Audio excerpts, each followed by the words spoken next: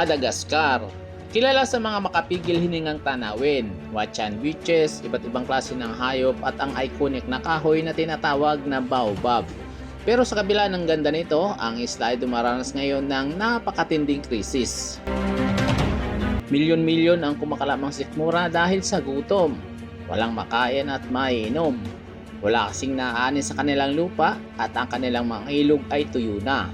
Sa sobrang gutom, marami ang kumakain na lang ng balang at dahon ng cactus. Ang iba ay kumakain ng lupa para lamang maibsan ang gutom.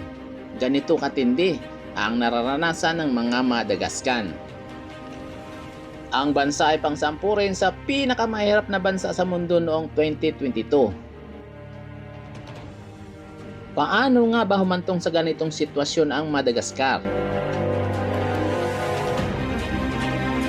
Ang Madagascar ay pang-apat sa pinakamalaking isla sa mundo. Meron itong natatanging ecosystem kung saan matatagpuan ang mga hayop at halaman na hindi mo makikita kahit saan. Pero sa kabila ng tila mayamang kalikasan, ayon sa Global Finance, pang-sampu ang Madagascar sa pinakamahirap na bansa sa mundo noong 2022. At ang mas nakakaramdam ng kahirapan at humarap ngayon sa matinding krisis ay ang Southern Madagascar. Sila ay nagkukulang sa pagkain at malinis na inumin. Ayon sa World Food Program, nasa 1.64 milyon katao sa Madagascar ang nagugutom at nangangailangan ng tulong. Ito ang Mandrare River pero ang tubig dito ay tuyo na.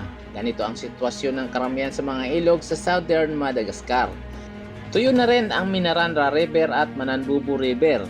Ang ilog na ito ang siyang pinagkukunan ng tubig ng mga residente para sa kanilang mga alagang hayop at pananim. Pero ngayon ay ubos na.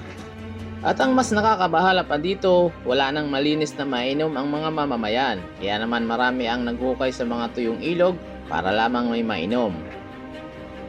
Kahit marumi, ay tinitiis na lamang nila para lamang maibsan ang kanilang uhaw. Nagkukulang rin sa pagkain ng bansa.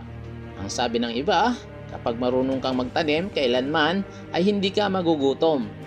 Pero sa kaso ng mga Madagascan, napakahirap magtanim sa kanilang lupa. So wala talaga silang aanihin dahil wala silang itinanim. At yun nga ang matinding krisis na magpahanggang sa ngayon ay kinakaharap ng mga Madagascan, lalo na ng mga magsasakang umaasa sa biyaya ng lupa. Sa ibang lugar ay nakakaani pa ng kamote, pero may mga lugar na halos wala ng pananim na tumutubo. Kaya ang mga tao ay natutong kumain ng low-cost o balang. Ang mga dahon at bunga ng cactus na karaniwang pagkain ng mga alagang hayop ay pinagtsatsagaan na rin, malamanan lang ang tiyan. At meron pang iba na mas matindi ang tinitiis kainin para lang mapawi ang gutom. Naranasan na kasi nila ang matinding tagtuyot noong 1990s kung tayo sa gutom. Kaya naman natutunan nilang kumain ng lupa o white clay na inihahalo sa bunga ng sampalok.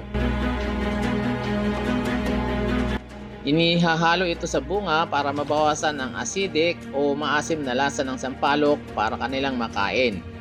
Sa katunayan, ang Madagascar ay nakakuha ng pangatlo sa may pinakamataas na score sa Global Hunger Index 2022. Ibig sabihin, napakarami talagang gutom sa kanila. Bakit nga ba ito nangyayari? Ang lahat ng nangyayari ngayon sa Madagascar ay dahil lamang kulang sila sa ulan. Ang bansa ay kadalasang nakakaranas ng tag-init tuwing Mayo hanggang October at ang tag-ulan naman ay magsisimula sa November. Pero dahil sa climate change, ay nagambala ang cycle na ito. Sa loob ng ilang dekada, ang tag-init ay naging mas matagal at mahirap. Pagdating ng 2016, 75% ang ibinaba ng pag-ulan. Nagresulta ito sa pagkawala ng 95% ng pananim. Hindi kasi nabubuhay ang kanilang tanim dahil walang ulan. At nitong mga nakarang taon ay nakaranas ang bansa ng pinakamatinding tagtuyot. Ito rin ang dahilan kung bakit nagsituyuan ang mga ilog, ang naging banta sa supply ng pagkain. Ayon pa sa World Food Program, ang bansa ang natatanging lugar sa mundo kung saan ang dahilan sa matinding gutom ay climate change at hindi labanan. Kaya kung hindi daw ito malulunasan, ang Madagascar ay maaaring maging World First Climate Change Famine. Pero alam mo ba, ayon sa ulat ng Global Carbon Project, Mas mababa pa sa 0.01% lamang ang kontribusyon ng Madagascar sa carbon dioxide emissions, pero isa sila sa dumaranas ng matinding pinsala nito. Speaking of carbon emissions, alam mo ba, nagalit rin noon si dating Pangulong Duterte sa United Nations at pinangalanan pa niyang hipokrito ang mayayamang bansa dahil sa ibinubugan nitong carbon emissions. Itong United Nations and industrial countries are really hypocrites.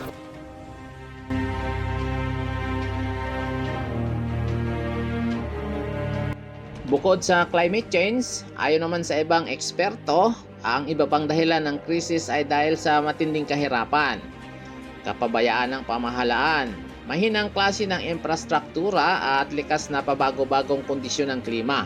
Dahil sa nangyayari sa Madagascar, ang kanilang gobyerno ay gumagawa ng paraan para masolusyonan ang napakalaking problemang ito ng bansa. Ayon kay Sudja Lahimaro, gobernador ng Anroy Region, may mga plano na ang gobyerno para magpagawa ng kalsada at malalaking water pipes, pero wala pang katiyakan kung kailan ito maipapatupad.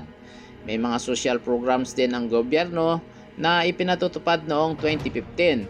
Pero ang inilala ang gastos ay mababa pa rin, 0.3% lamang ng GDP kumpara sa average 1.2% sa Sub-Saharan Africa. Kaya naman ang World Food Program ay naghatid na rin ng tulong hindi lamang sa pamamagitan ng mga food aid kundi pati na rin sa mga programang tutulong sa mga magsasaka gaya ng microinsurance, alternatibong pananim at training. Maging ang World Bank ay naghatid na rin ng tulong. Ang kanilang programang FIABUTA na ang ibig sabihin ay recovery na nagbibigay ng cash o stimulus funds ay nakatutulong sa 430,000 Madagascans. Anong masasabi mo sa nangyayari ngayon sa Madagascar? Para sa inyong mga opinion, mag-iwan lamang ng komento sa ibaba ng video ito at para manatiling updated sa atin pang mga susunod na upload, siguraduhin mag-subscribe. I-like na rin ang ating mga videos bilang suporta.